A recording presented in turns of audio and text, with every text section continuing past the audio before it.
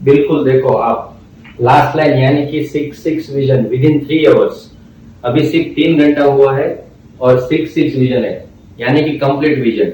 Hello, મારું નામ છે શ્વેતલ ને મારે બંને આંખમાં 9-10 નંબર હતા અને 2-3 જગ્યાએ બતાવ્યા પછી પણ મને રિઝલ્ટ મળે એવું પોસિબલ જ નહોતું.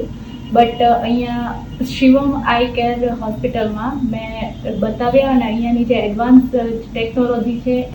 Friends, I have done LASIK surgery on this patient. सिर्फ 3 घंटे हुए हैं और अभी दोपहर को हमने इसका LASIK सर्जरी किया था।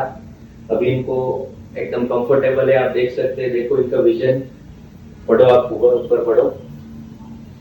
784-283-8347 47832-24897-35742. बिल्कुल देखो आप, लास्ट लाइन यानी कि 6 विजन विद इन 3 आवर्स। अभी सिर्फ 3 घंटा हुआ है और 6 विजन है, यानी कि कंप्लीट विजन।